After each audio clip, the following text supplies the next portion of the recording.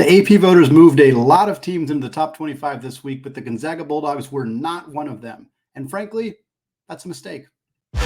You are Locked On Zags, your daily podcast on the Gonzaga Bulldogs. Part of the Locked On Podcast Network. Your team every day.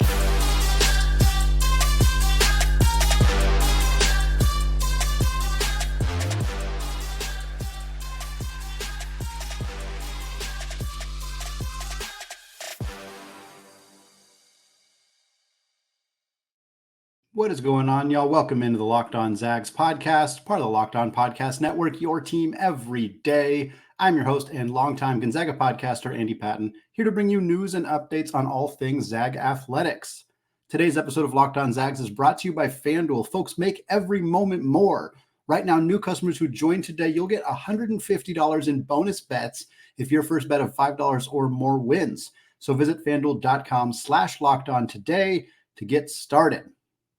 Well, we're going to talk about Gonzaga's net ranking. We're going to talk about the remaining schedule, what that all looks like right now. We're also going to talk about the Zags women not only getting a bump in the AP poll, but also officially winning the WCC regular season title. We're going to talk about all of that, but we're going to start today's show with the AP poll.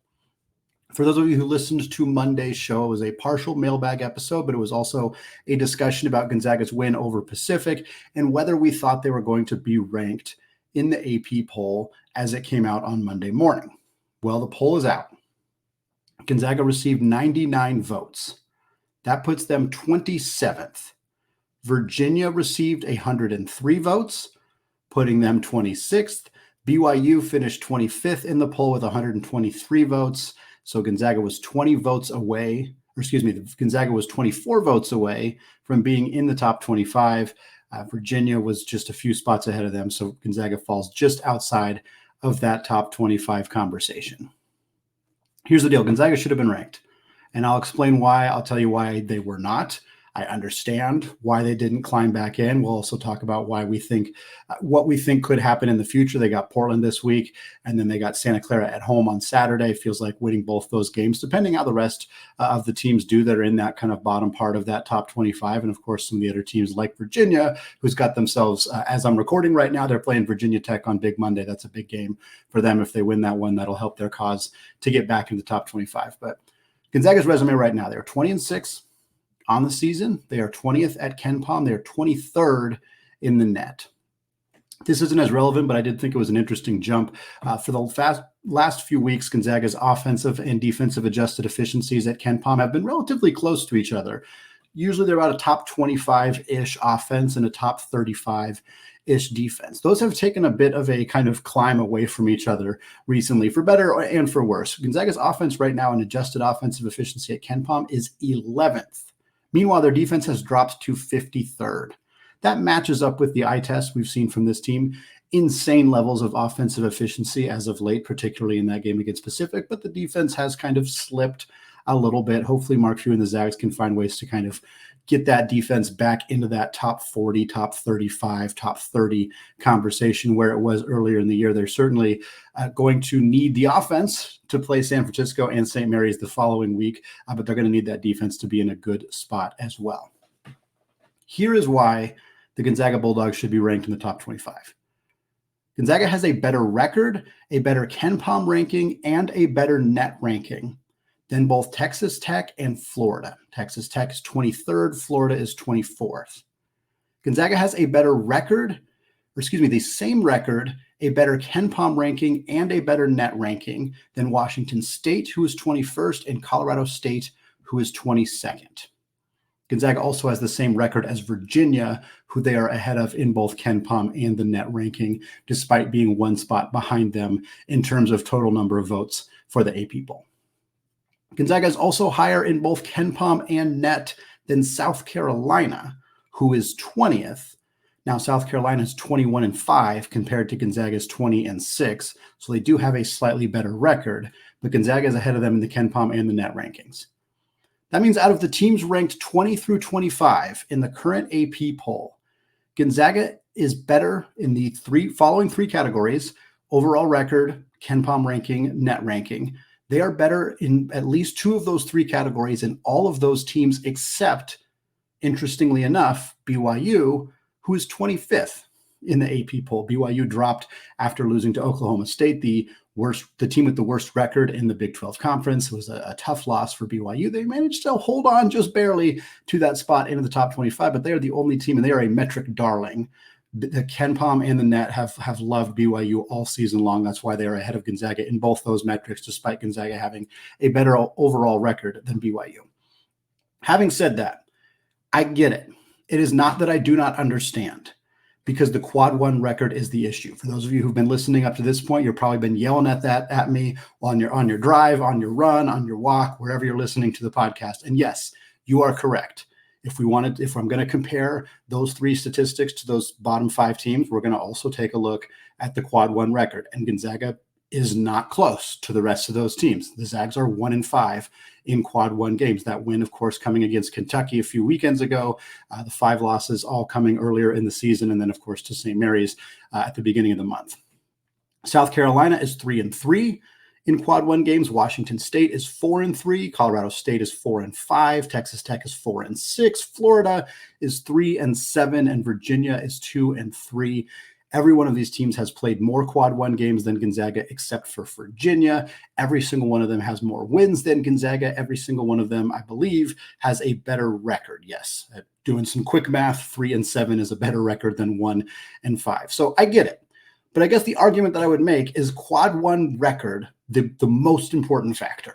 And every AP voter is different. And they're not held to a similar standard, nor should they be, frankly, being held to the same standard. Otherwise, it would be very boring, and we wouldn't have any mystery about the polls. It would just be, some computer system spitting out the exact record. And we have computer systems that are telling us multiple things, like Net, like KenPom, like Torvik, and many others. But the beauty of the AP system is that there are voters who are making these determinations, and some use KenPom a bunch. Some have never even been to KenPom's website. That's just how it works. But what it appears to me is that Gonzaga's quad one record is being held against them in a more significant way. And I'm not saying it doesn't matter, but it is being held against them in a way that matters more than overall record, that matters more than overall net ranking, and that matters more than KenPom. KenPom, I think there's an argument for that. I understand that. But if the overall net ranking for Gonzaga is higher, to me, I think that says something. If Gonzaga's got a better net ranking than Texas Tech, but Texas Tech has a better record in quad one games, like that has to be a conversation. And Gonzaga also has a better overall record. I get it. Texas Tech's in the Big 12. Gonzaga's not. Washington State's in the Pac-12. Gonzaga's not. That doesn't move the needle as much, quite frankly. But to me, I feel like Gonzaga's quad one record, and especially because it was so publicized, everybody knew that Gonzaga was 0-5 in quad one games. Everybody knew that Gonzaga hadn't won a big marquee game. And so I think that narrative has been so strong this year. And because Gonzaga is held to this really high expectation, because they have been failing to meet said expectation this year, they are being, in my mind, unfairly punished by the AP voters. AP voters are less willing to bring them back into the top 25 and are still remembering, hey, this is not the same Gonzaga team as years past. Hey, this team has struggled to beat good teams, blah, blah, blah. Things that are narratively true. I'm not saying they're not true. I'm saying they're being unfairly held against them. When you look at their resume, a blind resume for Gonzaga is going to hold up to all of those other teams in the bottom half of the top 25. All of them. It clearly does. We just kind of did that blind test right there, and that's where it shows. I know the quad one record isn't there. Gonzaga has opportunities to fix that, not this week, but the week after that.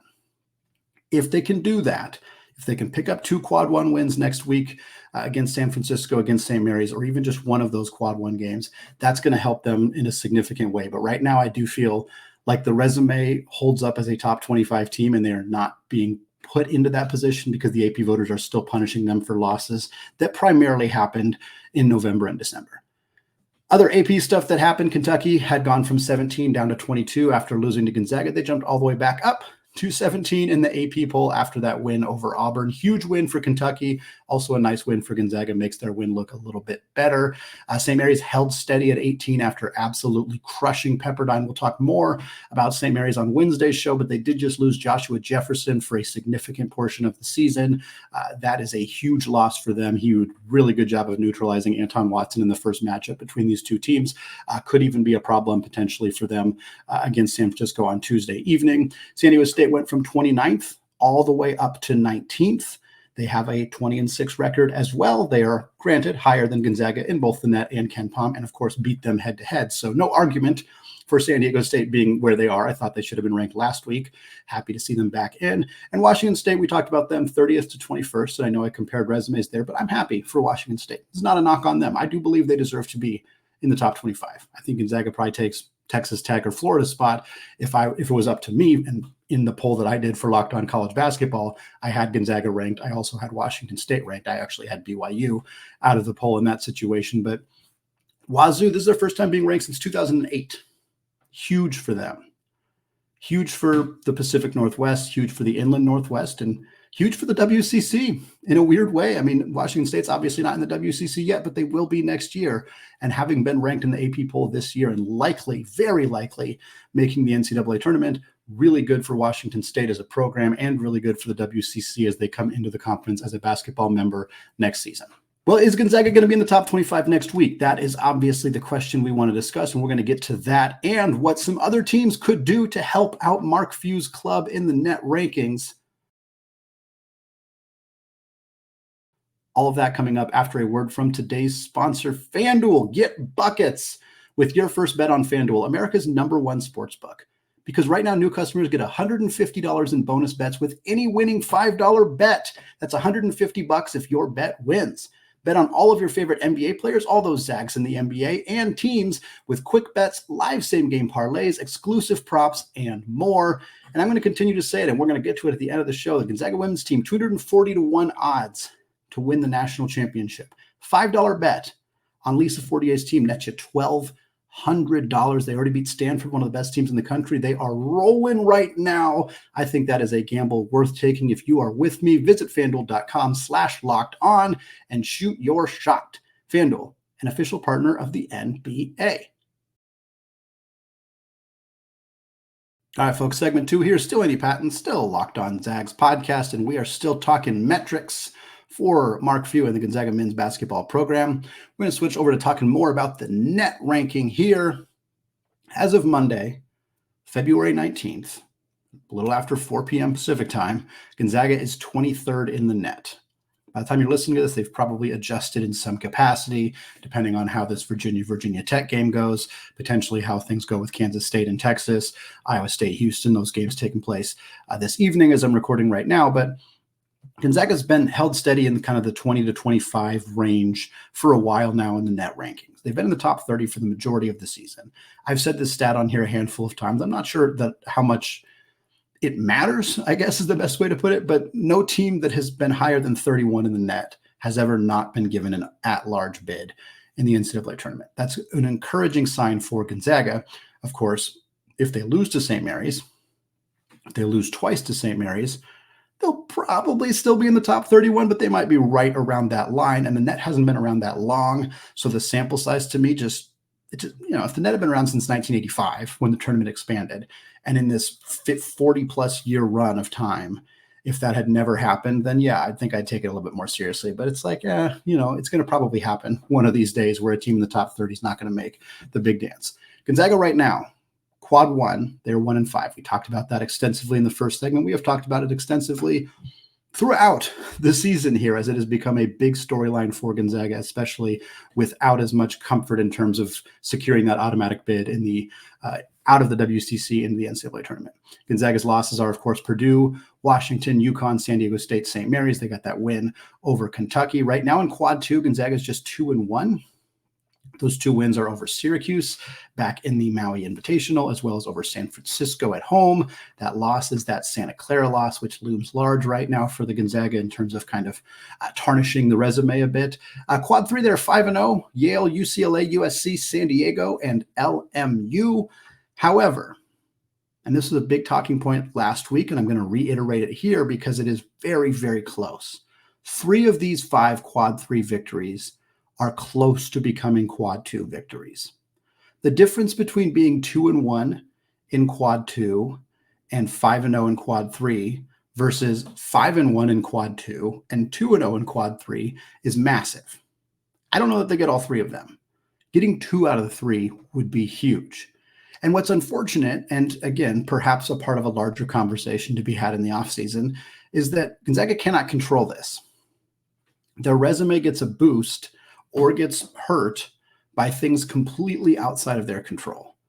I don't think the net had come out yet when Gonzaga played UCLA. It might have come out when they played USC. I think the net comes out in mid-December. I think the USC game had already happened as well. But both USC and UCLA would have began the season much higher in the net than they are currently because they have not played well going forward. That's not really Gonzaga's fault.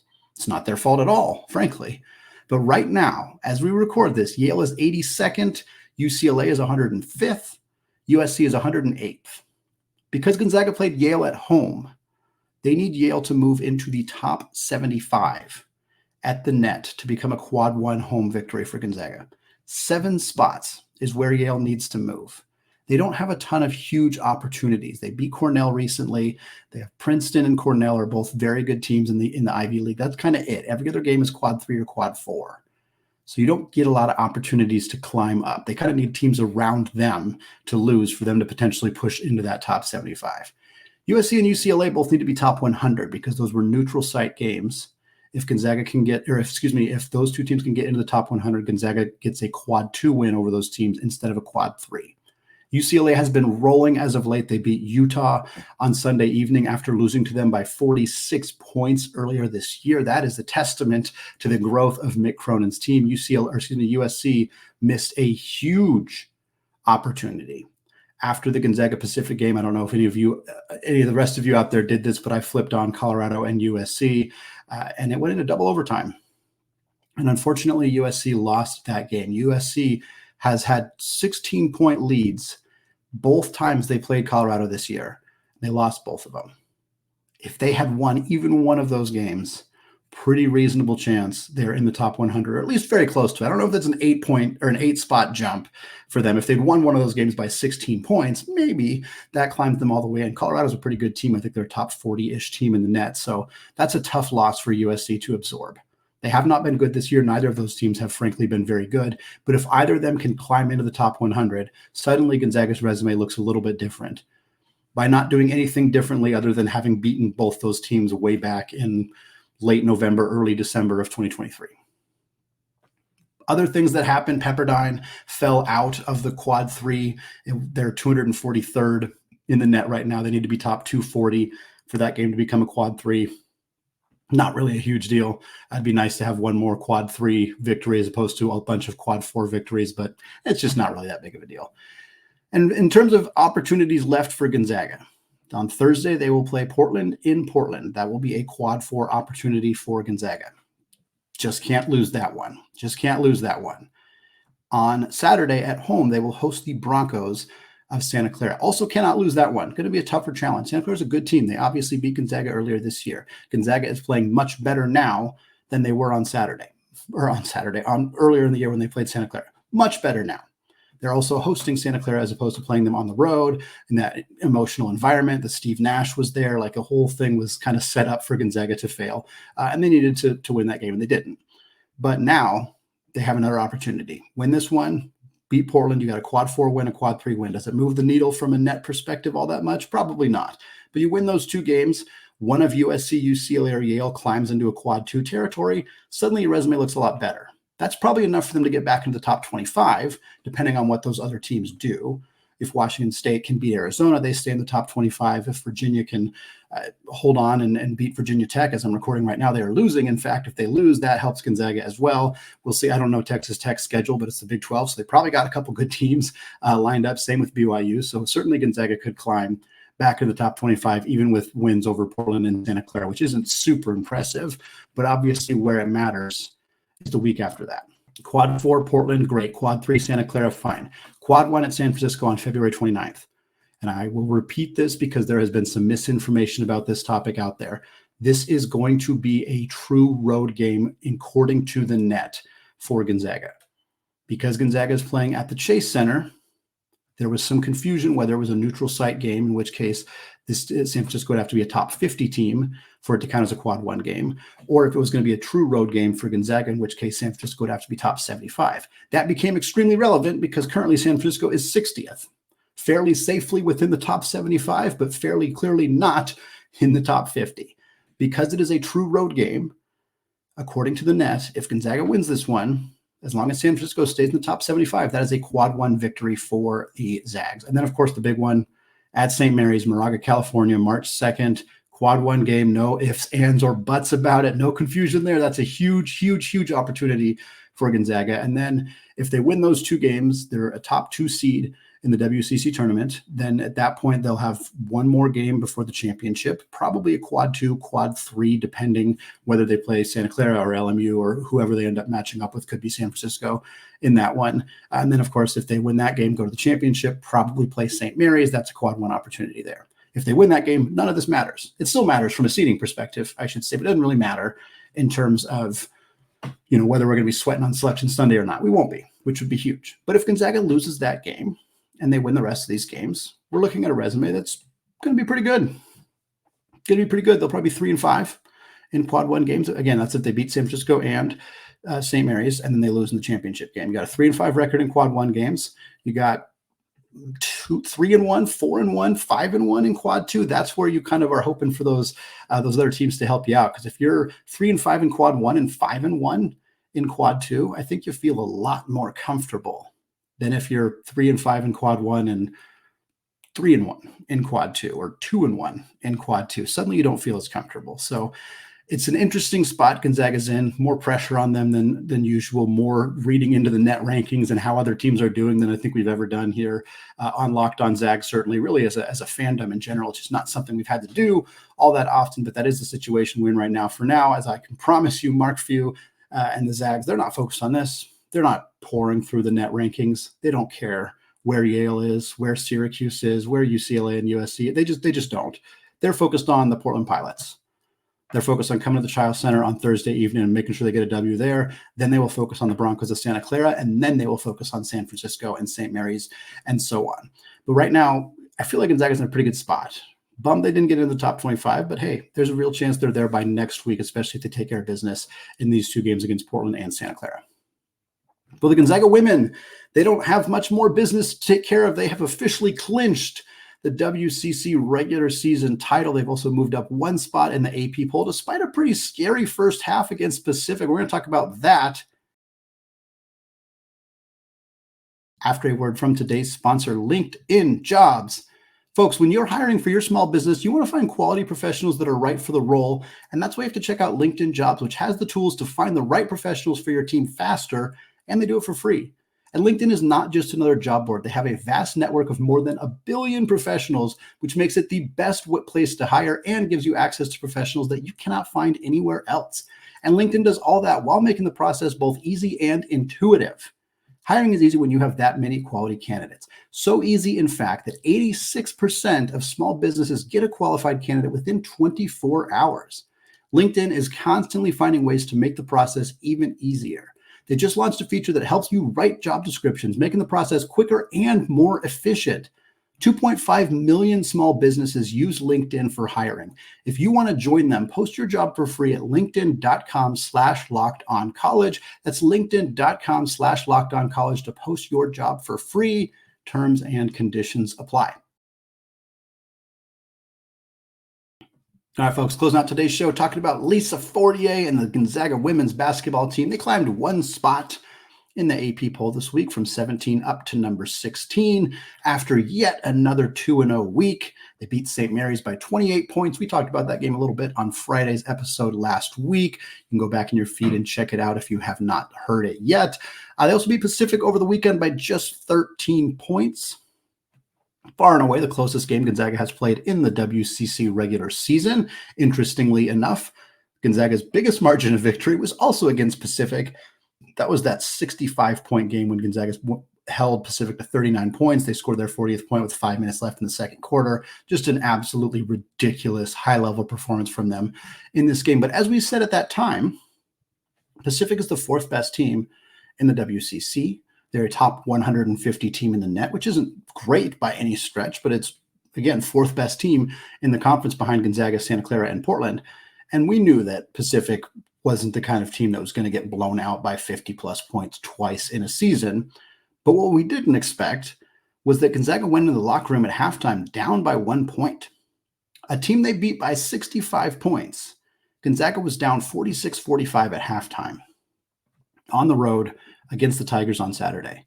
Now, Gonzaga came out after what I imagine was an inspired speech from Coach Fortier at halftime, went on a 30-14 stretch in the third quarter, built themselves up a 15-point lead, ultimately ended up securing a 13-point comfortable victory on the back of who else but Yvonne Ejim. 28 points for her in this one, 9 rebounds, 3 assists. She shot 12 of 22 from the floor, 4 of 6 from the charity stripe.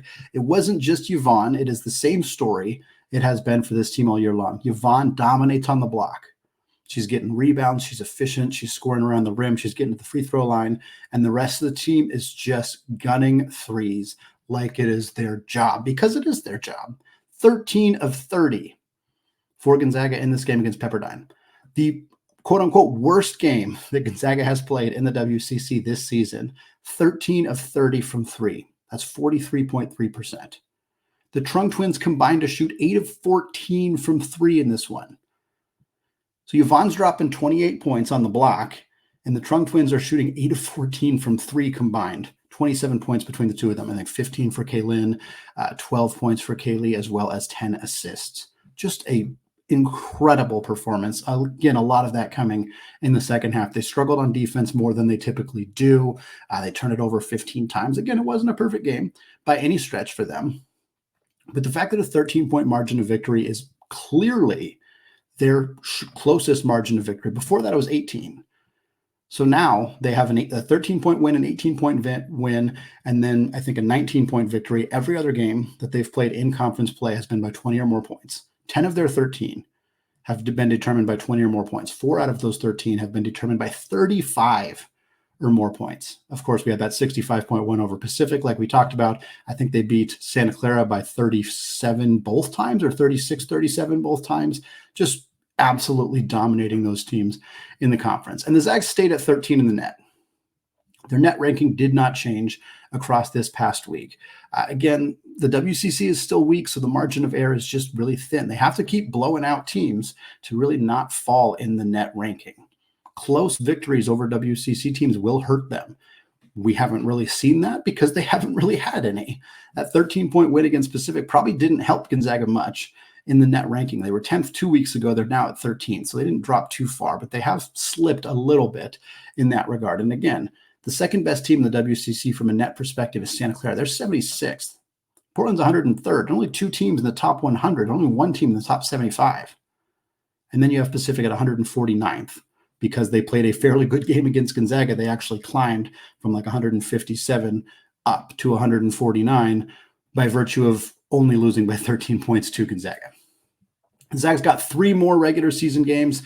They got San Francisco on Thursday evening. They got Pepperdine on Saturday, and then they close it out against Portland, the team that beat them in the WCC tournament last year.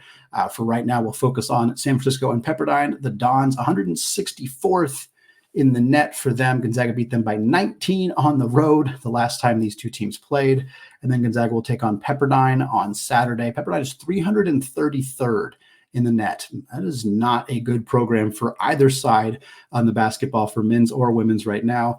Gonzaga beat Pepperdine by 37 points at home last time. And that was one of the 2 games where Yvonne did not play, as Ejim was representing Team Canada and the senior women's national team as they made their quest official to make it into the 2024 Olympic Games in Paris, France. So Gonzaga beat Pepperdine by 37 without Yvonne. They beat San Francisco by 19 on the road, and now they host them at home. Certainly got to feel pretty darn good about this team going from 26-2 to 28-2, picking up 2 more big victories here. Hopefully, if they can pick up a victory against Portland in the final week of the regular season, that puts them at 29-2 going into the WCC tournament. The question, and we talked about this on Monday's show, and we talked about it a little bit on Friday's show, is whether this team will get higher than a 5 seed. They were not part of the top 16 reveal for the women's basketball bracket, which would have indicated them as a 4 seed. They were not part of it. Most projections have them right now as a 5 seed. If Gonzaga gets to 30-2, goes undefeated in conference play, is a top 15 team in the net, it's hard to imagine they don't get a 4 seed. Rationally, I should say. But I think it's very possible that Gonzaga is kind of being so viewed right now as a 5 seed that's just where they end up. 5 seed, for the record, would tie the record for Gonzaga women's basketball of all time. They've done it twice, both under Coach Fortier. They might do it again. And we're not saying a 5 seed is bad. But if this team only has 2 losses when Selection Monday rolls around on March 18th, they should be a 4 seed. It's hard for me to imagine that they won't be a 4 seed if that happens. But that's not what we're seeing being projected right now. Of course, same with like what we talked about with Mark Few. Coach Fortier is not focused on this. He's focused on picking up W's this week against San Francisco and Pepperdine. That's the focus. Get those done. Focus on Portland. Focus on the WCC tournament. Let the chips fall where they do after that. We'll have more coverage about this women's team and, of course, this men's team as we get through this week. We got a huge game between San Francisco and St. Mary's on Tuesday evening. We'll be talking about that on Wednesday's show. All this coming up here on the Locked On Zags podcast. I want to thank all of you so much for making the show your first listen or your first watch of the day. Remind you to join us on our Discord channel where we'll be chatting about all of these games, chatting about the women's team, chatting about the baseball team, all that stuff 24/7. It is free to join. There's a link in your show notes on audio and video platforms. We will be back on Tuesday with another episode. Until then, though, and as always, go Zags.